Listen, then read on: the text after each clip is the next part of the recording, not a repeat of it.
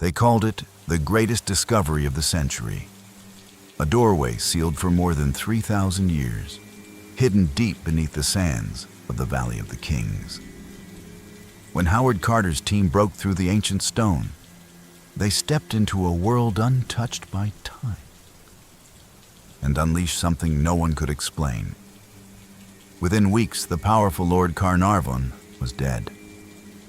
The lights of Cairo mysteriously went out the moment he drew his last breath. His dog, thousands of miles away, let out a chilling howl before collapsing lifeless. Newspapers screamed of an ancient curse, a warning carved into the walls. Death shall come on swift wings to he who disturbs the peace of the Pharaoh. But was it really just coincidence? In November of 1922, under the unforgiving Egyptian sun, British archaeologist Howard Carter made a discovery that would captivate the world. After years of fruitless digging, his team finally uncovered a hidden stairway carved into the rock, leading to a sealed doorway stamped with the necropolis seal of the ancient king. Behind it lay the long-lost tomb of Pharaoh Tutankhamun, a boy king who had ruled more than 3,000 years earlier. The discovery was beyond anything Carter could have imagined. Inside were treasures that defied belief: golden statues, jeweled relics, ceremonial chariots, and a golden death mask that seemed to stare back with unblinking eyes. But along with the treasures came whispers, warnings etched into faded hieroglyphs. They spoke of vengeance, of eternal guardianship, and of a fate that would strike down anyone foolish enough to disturb the Pharaoh's eternal rest. Carter dismissed the warnings as superstitious nonsense, relics of an ancient belief system long forgotten. Yet, within weeks of the tomb's opening, death came swiftly and without mercy. Lord Carnarvon, the wealthy British aristocrat who had funded the excavation, developed a mysterious infection from a seemingly trivial mosquito bite. Within days, he was dead. At the exact moment he died, the lights of Cairo flickered and went dark. Thousands of miles away in England, his beloved dog, Susie, howled frantically and dropped dead as if sensing her master's passing. Newspapers pounced on the story, dubbing it the curse of the Pharaoh. Suddenly, the idea of an ancient, invisible force protecting the tomb seemed less like superstition and more like a chilling reality. Scientists scoffed, calling it coincidence. Journalists wrote of microbes trapped for millennia in sealed chambers, poisonous spores that could kill anyone who disturbed them. But even those explanations couldn't account for everything that followed. Over the next few months, others connected to the excavation met equally strange ends. George J. Gould, a wealthy American who visited the tomb, fell ill with a sudden fever and died soon after returning to France. Prince Ali Kamel Fahmy Bey of Egypt, who had been among the first visitors, was shot dead in London under bizarre circumstances. A radiologist who had x-rayed the mummy died unexpectedly. One by one, the list of the dead grew longer. Coincidence? Or something darker? An ancient hand reaching across time to silence intruders? The tomb itself seemed to breathe a heavy, unnatural stillness. Carter described the air as stale, thick with the scent of decay and age. Dust coated every surface, undisturbed for millennia. Some claimed that the very atmosphere inside was a trap, saturated with lethal bacteria and mold spores sealed away since the time of Tutankhamun's burial. Later scientific studies would suggest that certain fungi, like aspergillus, could indeed thrive in ancient tombs, releasing toxins capable of causing respiratory failure or sepsis in weakened immune systems. But in 1922, germ theory was still not fully understood by the public. For many, the deaths were not medical accidents, They were punishment. Ancient Egyptian priests believed tombs were not merely graves, but gateways to the afterlife. They placed protective spells on walls, carved warnings into stone, and left secret curses designed to deter thieves. It was said that even a name carved in hieroglyphs held spiritual power. To erase a name was to erase a soul. To violate a tomb was to invite eternal wrath. And so, as more members of Carter's team fell ill, panic began to spread. Cairo hotels whispered of strange shadows near the tomb at night. Local workers spoke of hearing disembodied voices in the darkness. Some claimed they saw fleeting glimpses of a spectral figure draped in gold, watching silently from the entrance of the burial chamber. Yet Howard Carter himself seemed immune. He lived for more than a decade after the discovery, dying of natural causes at the age of 64. Skeptics used his survival as proof the curse was nonsense, nothing more than media sensationalism. But believers countered that Carter had been merely the messenger, the one chosen to reveal the tomb, but spared the wrath reserved for those who profited from its treasures. And the deaths did not stop with the immediate team. Over the next decade, anyone with even a loose connection to the excavation, financiers, visitors, scholars, met strange and sometimes violent ends. Even the grandson of one of the archaeologists died suddenly under unexplained circumstances. The press fanned the flames, selling the story of a supernatural curse to an already fascinated public. It became legend. But was it truly a curse woven from ancient magic? Or something more mundane yet equally deadly? A perfect storm of coincidence, psychological suggestion, and biological hazards hidden in the dark corners of the tomb. The truth, like the sands of the desert, remained elusive, shifting with each new discovery. It began with what seemed like nothing more than a nuisance. Lord Carnarvon, the wealthy British aristocrat who had bankrolled Howard Carter's expedition, had been in Egypt for months, basking in the dry desert air that was supposed to improve his fragile health. But one evening, after shaving, a small mosquito bite on his cheek was accidentally nicked by his razor. The wound festered in the Cairo heat, becoming infected. Within days, his condition worsened. Fever consumed him, his breathing grew labored, and strange hallucinations gripped him. Doctors were summoned, but nothing they did could halt the rapid decline. At precisely 2 a.m. on April 5th, 1923, Lord Carnarvon took his last breath, and at that exact moment, witnesses reported the entire city of Cairo plunged into darkness. All the electric lights went out. Across the sea in England, Carnarvon's beloved dog Susie, resting at his family estate, suddenly began to howl. Moments later, the dog collapsed and died without cause. These eerie coincidences were enough to send shockwaves through the public. Newspapers, already hungry for sensational headlines, declared it proof of a pharaoh's curse. The inscription supposedly found within the tomb gained instant notoriety. Death shall come on swift wings to him who disturbs the peace of the pharaoh. Whether the warning was genuine or fabricated by the press hardly mattered. The myth had taken hold. In drawing rooms and cafes, people whispered about how Carnarvon's death was foretold by an ancient king. Spiritualists and mystics claimed the boy king's K, his spiritual essence, had been awakened by the intrusion.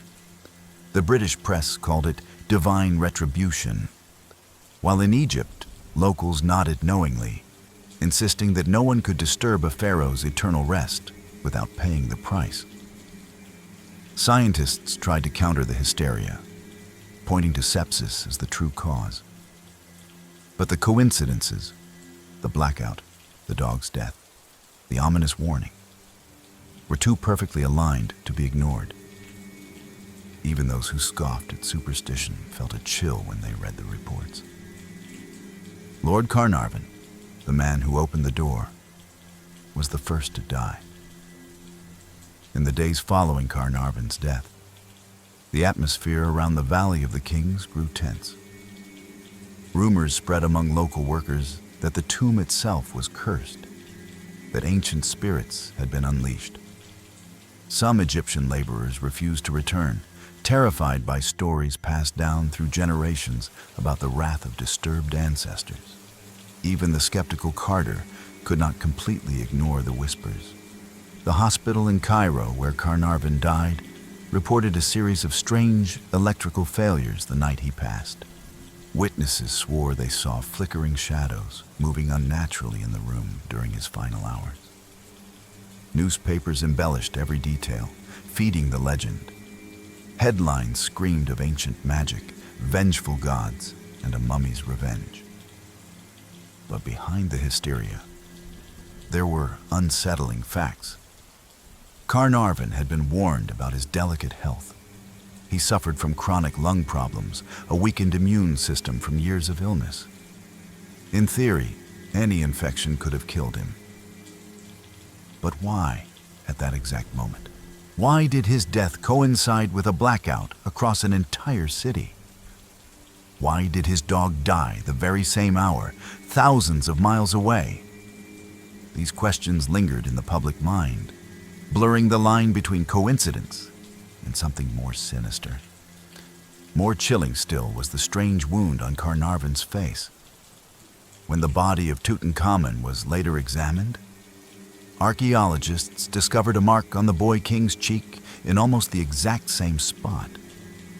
This eerie parallel was seized upon by mystics as proof of supernatural vengeance, a symbolic wound mirrored between the living and the dead. Spiritualists flocked to Egypt, claiming they could feel the lingering presence of the pharaoh, restless and enraged. Mediums held seances, insisting they were in contact with the ancient spirit demanding justice. And as if to prove the point, more deaths began to follow. Within months, others connected to the excavation began to fall ill or meet sudden, unexplained ends. The chain of events could no longer be brushed aside as a single tragic accident. Something seemed to be spreading, a shadow that followed those who dared cross the threshold of the tomb. Was it a curse woven by ancient priests? Or something hidden in the tomb's sealed air, waiting silently for centuries to escape? As the funerals mounted, so did the fear. The legend of the Pharaoh's Curse was no longer just a story. It was becoming an epidemic of dread. Lord Carnarvon's death was only the beginning. Within weeks, the curse seemed to ripple outward, claiming lives one by one in chilling succession. George J. Gould, an American railroad tycoon, visited the tomb shortly after its opening. He was reportedly in excellent health when he arrived in Cairo. But after touring the burial chambers, he developed a sudden fever, collapsing into a state of violent chills. By the time he returned to France, he was dead. Then came the death of Prince Ali Kamel Fahmy Bey, an Egyptian nobleman who had attended the excavation. He was mysteriously shot by his wife in a London hotel, a scandal that added an air of dark intrigue to the unfolding events. Arthur Mace, one of Carter's trusted colleagues, succumbed to pneumonia not long after helping catalog artifacts from the tomb. Richard Bethel, another member of the team, was found smothered to death in his bed at an exclusive London club. His father, overcome by grief and fear, reportedly threw himself from a 7th-floor window. Newspapers kept a running tally, referring to it as the Pharaoh's death list. At least a dozen names appeared over the next few years. Financiers, dignitaries, researchers, all somehow connected to the opening of Tutankhamun's tomb. Even those who only had fleeting involvement seemed unable to escape the shadow. A radiologist who had x-rayed the mummy before its official autopsy fell gravely ill and died within months. The coincidence grew impossible to dismiss. For believers, this was proof enough. Tutankhamun's spirit, disturbed after millennia of silence, was seeking revenge. They claimed the ancient priests who prepared the burial had infused the tomb with protective spells designed to punish any who dared trespass. Skeptics, meanwhile, argued that statistics could explain it. In an era where illness and infection were common, and many visitors were already older or frail, it was inevitable that some would die within a few years. But skeptics could not explain the strange patterns, the sudden fevers, the freak accidents, the mysterious violence. Nor could they explain why so many deaths carried an air of dread, as if marked by an unseen hand. And as the list grew longer, fear deepened, both among the public and those still working in the Valley of the Kings. The deaths weren't confined to Egypt. They followed the expedition back to Europe like a silent plague. Richard Bethel's death sent shockwaves through the British Museum, where many of the artifacts from the tomb had been temporarily stored. His death was followed by reports of strange occurrences in the museum itself. Footsteps echoing in empty halls, cold drafts in sealed rooms, objects mysteriously moved overnight. Guards began refusing night shifts in the Egyptian galleries, claiming they felt watched by something unseen. Meanwhile, the press in London and Cairo fed the hysteria. Headlines blared about a mummy's curse spreading like an invisible contagion. Some papers even claimed that ancient hieroglyphic warnings were found etched onto the wall behind Tutankhamun's sarcophagus, threatening doom to all who entered. Historians and Egyptologists tried to downplay these reports, insisting they were exaggerated or fabricated to sell newspapers. But the fear was contagious. Socialites who once boasted of attending lavish gatherings to view the artifacts now avoided them entirely.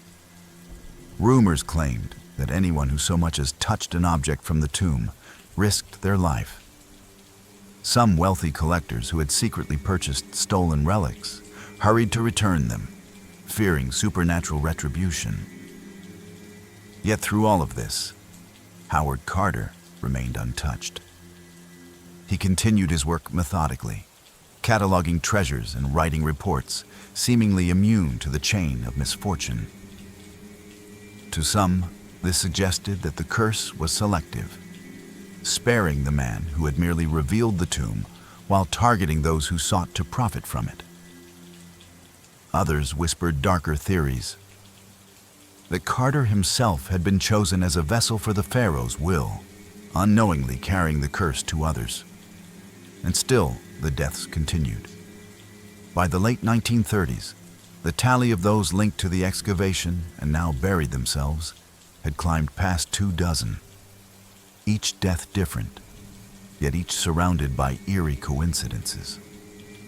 A car crash, a sudden heart attack, a violent murder, all seemingly unrelated, yet all somehow tied back to that single moment in 1922 when a sealed door was breached and an ancient silence was broken, whether by supernatural design or the relentless imagination of a frightened world. The idea of the curse had taken root. It had become more than a story. It had become a force of its own. As fear of the Pharaoh's curse spread across Europe and Egypt, scientists began to search for rational explanations. The idea that an invisible supernatural force killed intruders was dismissed by medical professionals, but they acknowledged there was something undeniably dangerous about sealed tombs. Inside, the air was heavy and stagnant, trapped for thousands of years with no circulation. Microbiologists speculated that deadly organisms could survive in such conditions, lying dormant until the moment the tomb was disturbed. Early studies on ancient burial sites revealed the presence of toxic mold spores, bacteria, and even traces of poisonous gases released by decaying organic material. One fungus in particular, Aspergillus flavus, was found to produce lethal mycotoxins capable of causing severe respiratory infections and systemic organ failure, especially in individuals with weakened immune systems. Lord Carnarvon, already in poor health, would have been extremely vulnerable to such pathogens. Later research confirmed that certain molds could indeed survive for millennia in dark, humid environments like tombs. When disturbed, the spores would become airborne, inhaled by anyone inside. Alongside fungi, there were also bacteria such as Pseudomonas and Staphylococcus, which could cause rapid infections if they entered open wounds, like the small cut Carnarvon had from his razor. But even with this scientific reasoning, not everything could be explained. The strange timing of the deaths, the blackout in Cairo, the simultaneous death of Carnarvon's dog thousands of miles away. None of those details fit neatly into microbial theory. Moreover, why did some survive unharmed while others succumbed? Howard Carter, who spent countless hours in the tomb's chambers, showed no ill effects. Some members of the team lived for decades after the excavation. If the tomb truly harbored a deadly biological agent, why was its reach so selective? Scientists argued it was a matter of chance. Not everyone exposed to the spores would fall ill. It depended on personal health, genetics, and sheer luck. But to the public, the mystery remained unsettling. Was it simply bad fortune? Or was there still an element science could not explain? Modern technology has since shed more light on the microbial dangers of ancient tombs. In the late 20th century, microbiologists conducted controlled experiments inside sealed Egyptian burial sites, carefully sampling the air and surfaces before disturbing any artifacts. They found high concentrations of bacteria like Clostridium and Bacillus, species known to produce potent toxins. These microorganisms thrive in low oxygen environments and can remain dormant as spores for thousands of years. Once exposed to fresh air, they reactivate, releasing toxins that can cause symptoms ranging from mild allergic reactions to life-threatening sepsis. In some cases, researchers reported feeling dizzy, feverish, and nauseous after just a few hours in unventilated tombs. Protective suits and respirators became standard equipment for modern excavations, a precaution that Carter's team in 1922 never had. Historians later noted that several of the victims of the so-called curse died of pneumonia or mysterious fevers. Exactly the kind of illnesses airborne microbes could trigger. Even today, pathologists warn that ancient burial chambers are biological time capsules, harboring organisms no longer found in the modern environment. Yet, despite these findings, the theory of a purely biological curse still leaves unanswered questions. Why did the death stretch over years instead of striking immediately? Why did some victims die violently, through accidents or murders seemingly unrelated to any infection? And why did the legend of the curse grow stronger even as scientific explanations emerged? Psychologists suggest that the fear itself played a deadly role. Known as the nocebo effect, intense belief in a curse can weaken the body's defenses, making someone more vulnerable to illness. In this way, science and superstition may have intertwined, microbes providing the physical cause, while fear amplified their effects. The ancient Egyptians, who believed deeply in the power of words and symbols, may have understood this psychological element better than we imagine. A warning carved on a wall might not kill directly, but it could plant a seed of dread that eventually destroys the mind and body.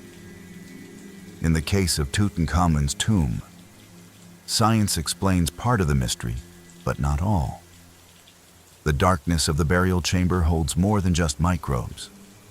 It holds the weight of history, belief, and the unshakable feeling that some doors were never meant to be opened. Long before Howard Carter ever touched the sealed doorway of Tutankhamun's tomb, the ancient Egyptians had cultivated a reputation for their terrifying curses. Hieroglyphic warnings carved into stone and painted on burial walls were not mere decoration. They were deliberate, carefully worded threats aimed at those who might dare to violate the sanctity of the dead. One of the oldest known examples comes from the tomb of Kentika Ikeki in Saqqara, a high official from Egypt's Old Kingdom. His tomb bore an inscription that read, "As for all men who shall enter this tomb unclean, there will be judgment. An end shall be made for him. I shall seize his neck like a bird, and he shall lose the breath of life." Similar warnings were found in tombs across Thebes, Abydos, and Giza, where priests wrote of eternal punishment, pestilence, and the wrath of gods, striking those who desecrated sacred spaces. The Egyptians believed deeply in the concept of the Ka, the life force that continued after death. Disturbing a tomb could anger the Ka, unleashing consequences not only on the trespasser, but also on their family, even entire communities. For ancient robbers, these warnings carried weight. Many who looted tombs were said to have been struck by illness, madness, or misfortune. Stories that spread through villages like wildfire. Though historians debate how many of these accounts were real and how many were fabricated to deter thieves, the psychological power of such warnings cannot be underestimated. Even millennia later, these texts have an eerie presence. Imagine descending into a narrow, torch-lit corridor deep beneath the desert, reading the words, "Death will come on wings of fire to those who enter here." Even a hardened archaeologist would feel a chill. By the time Tutankhamun's tomb was discovered, these curses were already part of the Egyptian mystique, a cultural memory embedded in the West through novels, travelogues, and museum exhibits. The idea that ancient kings could reach across time to protect their graves was not a new invention. It was a legacy thousands of years in the making. Beyond Egypt, the concept of a tomb curse appeared in other ancient cultures, but nowhere was it as developed and pervasive as in the Nile Valley. Archaeologists working in the Valley of the Kings before Carter's discovery had already documented multiple warnings. In the tomb of Amenhotep, a painted message threatened, "He who shall disturb the eternal rest of the ruler will be devoured by crocodiles, lions, and serpents." Tombs of high priests and royal consorts carried similar inscriptions promising divine vengeance in the afterlife and disasters in the mortal realm. Egyptian priests saw the afterlife as an extension of the physical world. A well-preserved tomb ensured a safe journey for the deceased, but any disruption risked cosmic imbalance. For this reason, protective spells from the Book of the Dead were often placed around burial chambers, invoking gods like Anubis, the jackal-headed guardian of the dead. These spells were not metaphors. They were believed to have literal power. What makes Tutankhamun's case unique is how modern media amplified the legend. Earlier tombs with similar warnings did not attract the same level of public attention. When Carter's team unearthed Tutankhamun's treasures, it coincided with a world hungry for mystery. Spiritualism was thriving in post-World War I Europe. People were fascinated by ghosts, seances, and the supernatural. The press turned every carved warning into a prophecy, and every untimely death into proof of ancient magic. Yet when researchers revisited older records, they found plenty of cursed events surrounding earlier excavations. In 1881, when the royal cache at Deir el-Bahari was opened, several team members fell mysteriously ill. During the excavation of the Pyramid of Unas, a worker reportedly went blind after touching a burial amulet. Even the 19th century archaeologist Flinders Petrie, known for his skepticism, admitted that several of his workers feared invisible forces inside the tombs. The difference was simple.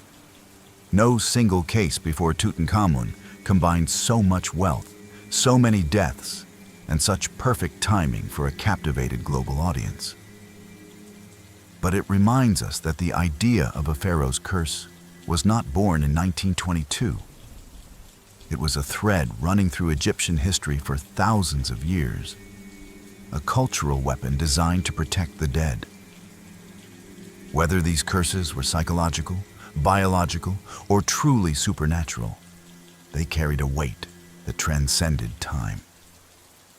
By the moment Carter opened that sealed door, the groundwork for the legend had already been laid.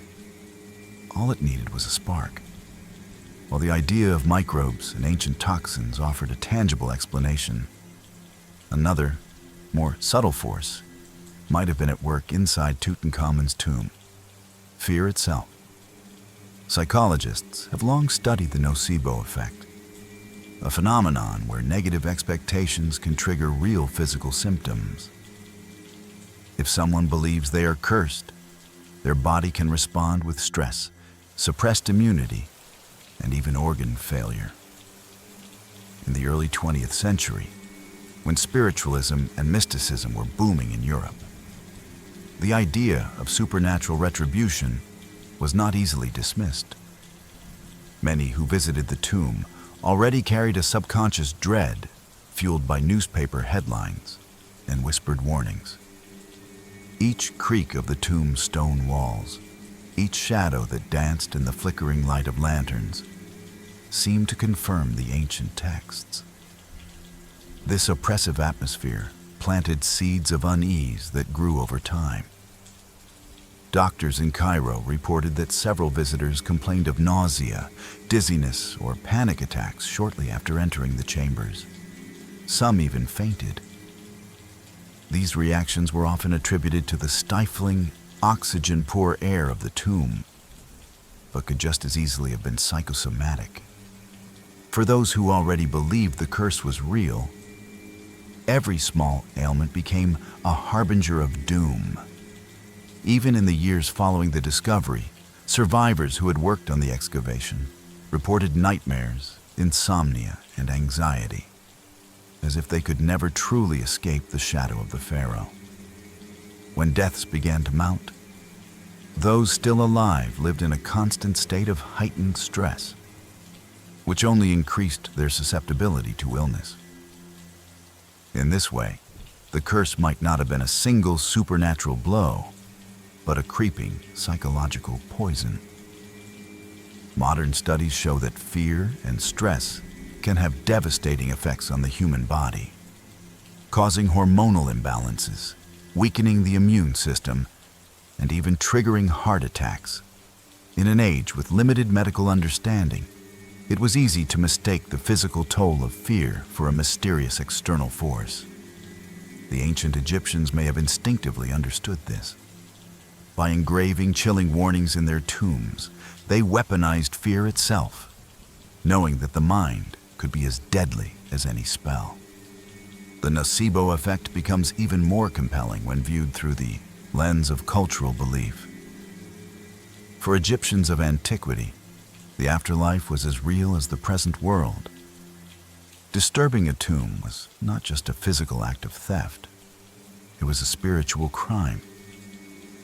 This mindset lingered in modern Egypt during Carter's excavation. Many of the local workers descended from generations of families who lived alongside these ancient sites. To them, the warnings were not symbolic. They were binding promises of retribution.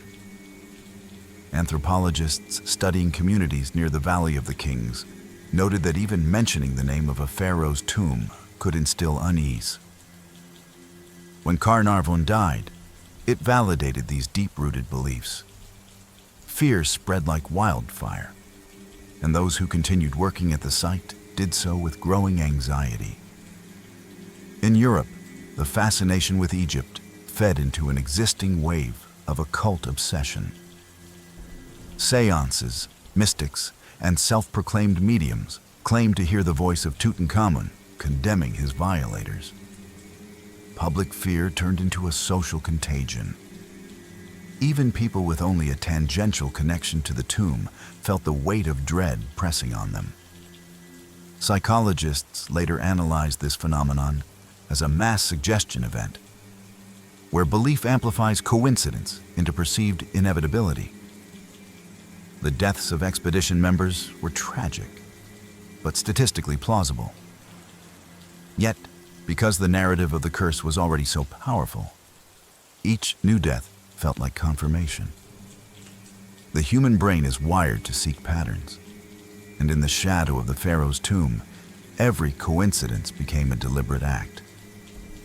Those who survived were often the ones who didn't believe, or at least managed to suppress their fear. Howard Carter himself, a staunch rationalist, dismissed the idea of a curse entirely.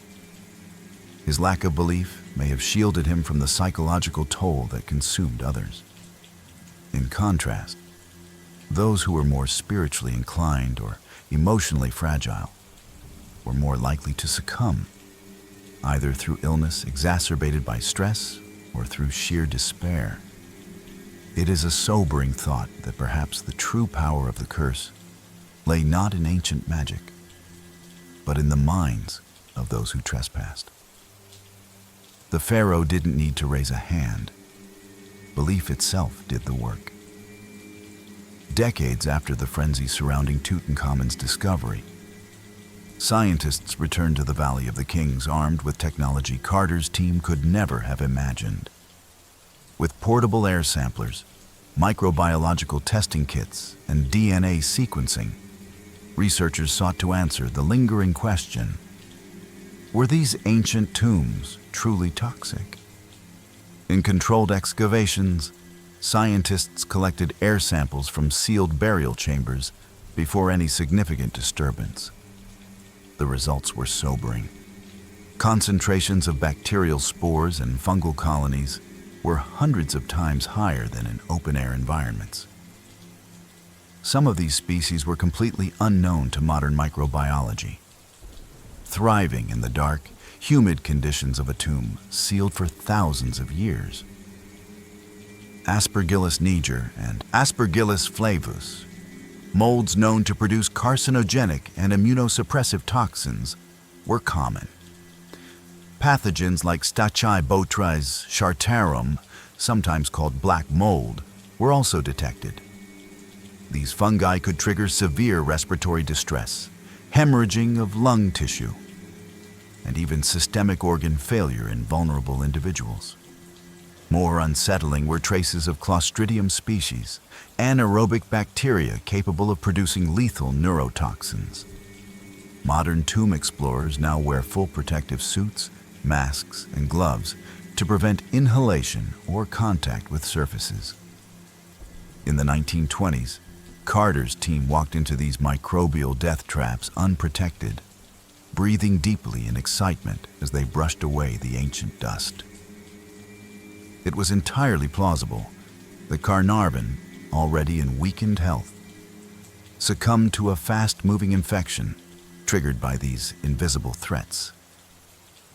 But modern studies also revealed something more subtle. While the microbial environment was indeed dangerous, it was unlikely to kill instantly. It required prolonged exposure combined with a compromised immune system. This meant that not everyone in the team was at equal risk. Some could emerge unscathed, while others would fall ill days or weeks later. This variability explained why some expedition members died mysteriously, while others, like Carter, survived for years. It gave the appearance of selectivity, feeding the myth of a supernatural curse that chose its victims. Science could finally reveal the unseen killers lurking in the stale tomb air. But it couldn't strip away the psychological weight these findings carried. Even knowing the biological explanation, walking into a chamber sealed for millennia still felt like stepping into the embrace of the dead. In the 21st century, researchers pushed further, using genetic sequencing to map the microbial DNA inside unopened sarcophagi. Samples taken from the surfaces of mummies revealed entire ecosystems of bacteria and fungi locked in stasis since the days of the pharaohs. Some of these microbes displayed antibiotic resistance patterns never seen before, suggesting that even modern medicine might struggle to counteract their effects. Scientists also detected the presence of ancient toxins like ochratoxin A, produced by mold, which can damage the kidneys and nervous system over time. Environmental engineers analyzed the chemical composition of the tomb air, discovering traces of ammonia, formaldehyde, and even low levels of hydrogen sulfide gas, byproducts of centuries-old organic decomposition. Breathing in this mix could trigger confusion, fainting, or hallucinations. Suddenly, some of the strange behavior reported by early explorers made sense. The dizziness, nausea, even visions of shadows moving in the dark corridors could have been the result of mild neurotoxic exposure, not supernatural manifestations. Yet, even as science peeled back layers of mystery, new questions emerged. If these biological and chemical hazards explained the deaths, why did some victims meet violent, unrelated fates? Car crashes, murders, accidents far from Egypt. And how did the same sense of dread and coincidence echo in tombs beyond Tutankhamun's and other ancient sites where no physical toxins were detected? To address this, modern psychologists teamed up with archaeologists in field studies. They measured stress hormones like cortisol in expedition members before and after entering sealed tombs. The results were striking. Even seasoned scientists showed sharp increases in stress responses simply from being in such confined, historically charged spaces. Heart rates spiked, immune markers dropped, and sleep patterns were disrupted for days afterward. It seemed the mere awareness of walking into a place with a legendary curse could trigger physiological changes, making explorers more vulnerable to illness. In the end, the picture that emerged was complex. Tombs were indeed dangerous, filled with unseen biological threats and suffocating psychological pressure. But the ancient Egyptians may have known this intuitively. They didn't need magic to create a curse. They only needed to seal a chamber, carve a warning, and let fear and nature do the rest. The modern world, with all its technology, could finally decode the layers of the curse. But even so, stepping into the shadow of Tutankhamun's tomb still carried an undeniable chill. The science explained the how, but it couldn't erase the feeling that some doors were better left closed. Even as science unraveled parts of the Pharaoh's curse, there remained deaths that defied rational explanation. These were the cases that truly cemented the legend, because no amount of microbes, toxins, or psychological stress could account for them. One of the most infamous was the death of Richard Bethel, Howard Carter's personal secretary. Bethel had handled many of the priceless treasures from Tutankhamun's tomb, carefully packing and cataloging them for shipment to England. In 1929, just 7 years after the tomb's opening, he was found dead in his London club. The cause? Smothering. His body showed no signs of struggle. No one saw or heard anything. He simply ceased to live. The coroner's verdict was death by asphyxiation. but the mystery of how or why was never solved. The following year, his father, Lord Westbury, leapt to his death from a 7th-floor apartment window. The note he left behind spoke vaguely of terrible consequences and the horrors I cannot endure. Was it grief, guilt, or something darker stalking the family? Then there was Arthur Cruttenden Mace, a respected archaeologist who worked closely with Carter. After helping to document the tomb's artifacts, Mace developed an inexplicable illness marked by weakness, paralysis, and hallucinations. Doctors could find no cause. He wasted away over several months before dying, seemingly without reason. Another case involved radiologist Sir Archibald Douglas Reed, who had x-rayed Tutankhamun's mummy before it was unwrapped. Within weeks, he was dead. These were not simple infections or fevers. They were sudden, violent, or strange. Even people who never entered the tomb but merely handled its artifacts seemed to meet unusual fates. A museum curator in Cairo reportedly fell dead after moving a statue from the tomb. A wealthy collector who purchased a stolen relic was killed in a freak accident. The curse, it seemed, reached far beyond the Valley of the Kings. To the public, these cases were undeniable proof that something unseen was at work.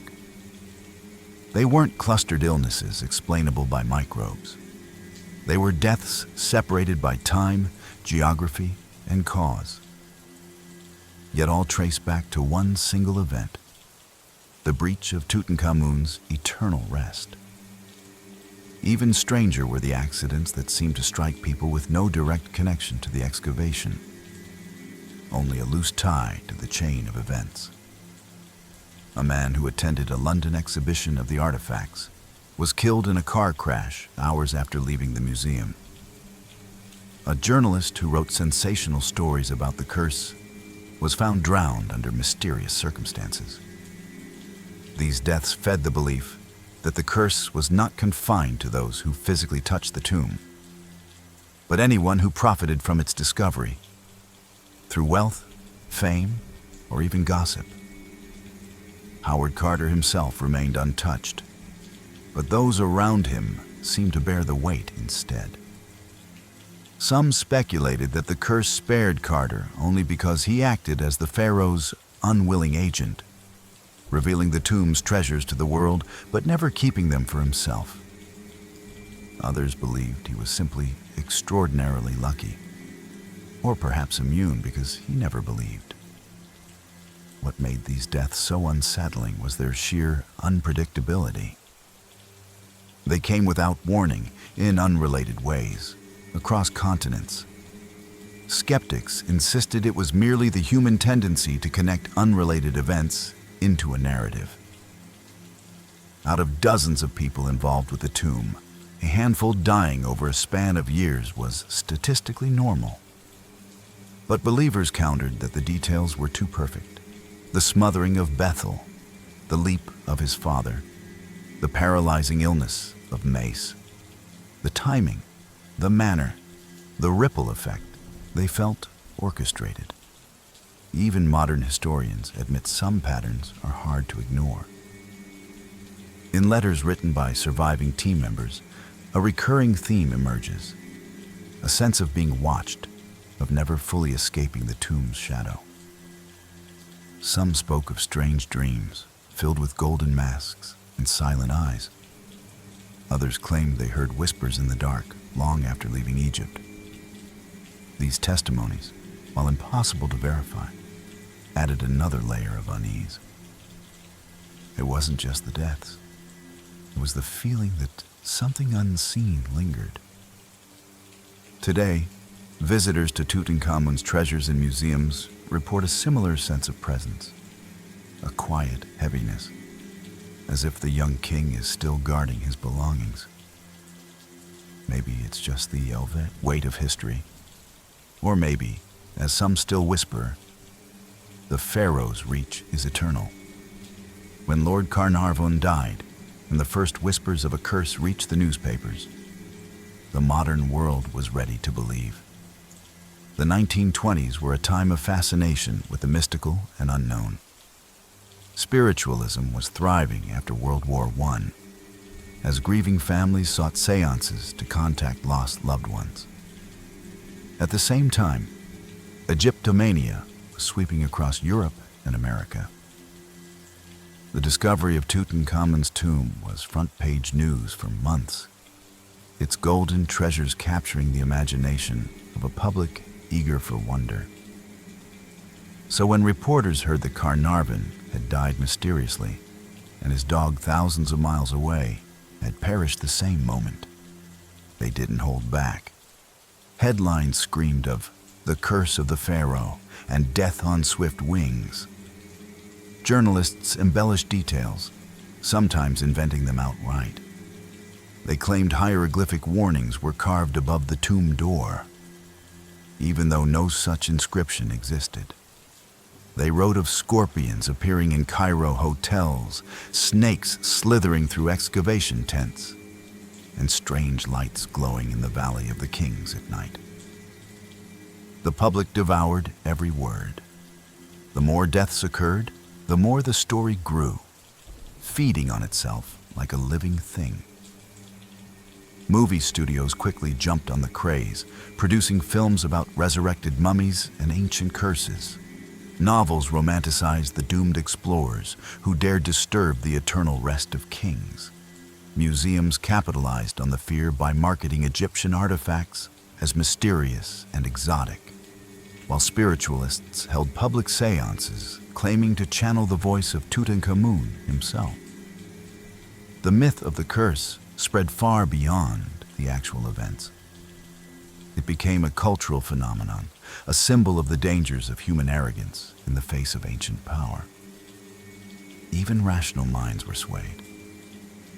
Sir Arthur Conan Doyle, the creator of Sherlock Holmes, publicly suggested that Carnarvon had fallen victim to elementals, placed in the tomb by priests to protect it. The blending of real tragedy, media sensationalism, and genuine archaeological wonder created the perfect storm. A simple series of unfortunate events became something far larger, a story that blurred the line between history and legend. And once the idea of the Pharaoh's curse took hold in the public consciousness, it became almost impossible to separate fact from fiction. The power of the curse myth was not just in the deaths, but in how it shaped the way people saw Egypt itself. For centuries, Western explorers had treated the ancient civilization as a puzzle to be solved, a treasure trove to be looted. But after Tutankhamun, there was a shift. The tomb story carried a warning that some mysteries might not want to be uncovered. The Egyptian government, which had long struggled to protect its antiquities from foreign collectors, began leaning into the curse narrative as a subtle deterrent. Local guides whispered stories of scorpion plagues, of tourists who mocked the mummies only to die in accidents on their return home. Even Cairo's tourism industry adapted, selling postcards and souvenirs emblazoned with ominous hieroglyphic curses. The myth also fed into the Western fascination with the exotic and dangerous East, reinforcing the idea of Egypt as a land where the ancient and supernatural coexisted. But the story didn't just stay in the 1920s. It endured for decades, resurfacing whenever Tutankhamun's treasures went on display.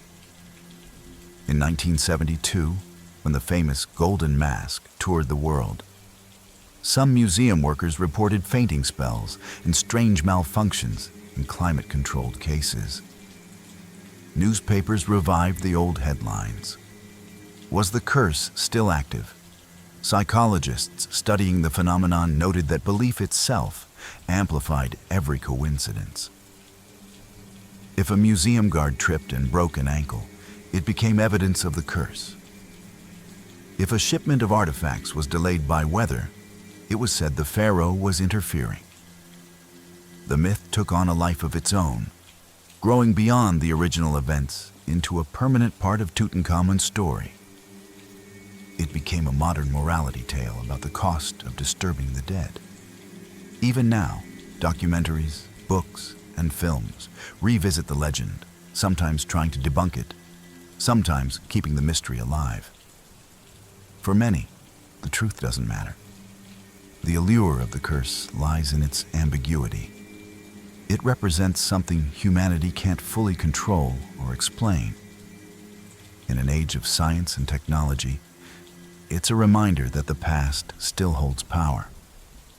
Whether the deaths were caused by ancient microbes, psychological suggestion, or simply cruel chance, the story refuses to die.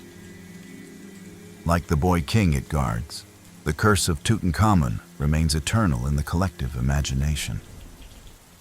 After a century of speculation, the curse of Tutankhamun still refuses to settle neatly into one category. Science offers convincing answers. Microbes sealed in ancient chambers, toxic gases, psychological stress. But even those explanations cannot erase the lingering chill that comes with reading the names of the dead. Too many deaths, too many strange coincidences, too many details that seem orchestrated rather than random. Skeptics argue it was all probability. A large team of people, many in poor health, working in dangerous conditions, inevitably led to accidents and illness. They remind us that most of the key expedition members, including Howard Carter himself, lived long lives. Yet believers point out that the curse did not claim its victims all at once. It stalked them, patiently, across years and continents. It did not strike Carter, but it struck his closest associates. It did not kill all who entered the tomb, only those who seemed to disrespect it, or those who profited from its treasures. And there are still mysteries buried deeper than any scientific analysis can reach. Some Egyptologists quietly whisper that Tutankhamun's tomb was never meant to be found, that its hidden location in the Valley of the Kings was deliberate, a last attempt to preserve his memory after the political upheaval of his reign. Others suggest that the tomb may have contained secrets not meant for modern eyes, ritual objects or texts that revealed uncomfortable truths about ancient Egypt's gods, or perhaps even about its connection to the stars. Could the idea of a curse have been a way to keep prying hands away from knowledge too dangerous to reveal? The ancient priests who prepared the burial believed in the power of words, spells, and symbols. Perhaps they knew that fear could last longer than stone. In the end, what makes the curse so enduring is that it straddles two worlds, one of reason and one of the unknowable. Each theory leaves gaps. Each explanation feels incomplete. Like the boy king himself, the curse remains shrouded in silence. And so we are left with a choice. We can accept the rational version, the microbes, the psychology, the media hysteria, and file the curse of Tutankhamun away as nothing more than a series of unfortunate events spun into legend. Or we can look beyond, into the darkness of what cannot be fully explained. What if the ancient Egyptians truly understood forces we have forgotten? What if the curses carved on tomb walls were not superstition, but warnings, written by people who believed they were guarding something far greater than gold? There is another possibility too, one rarely spoken of aloud. That the curse story itself was useful. Useful for deterring grave robbers. Useful for distracting the public from political tensions in Egypt. Even useful for hiding the removal of certain artifacts or secrets from the tomb. In the chaos of fear and myth, who would notice if something quietly disappeared? Some conspiracy theorists claim that not all of Tutankhamun's treasures were cataloged.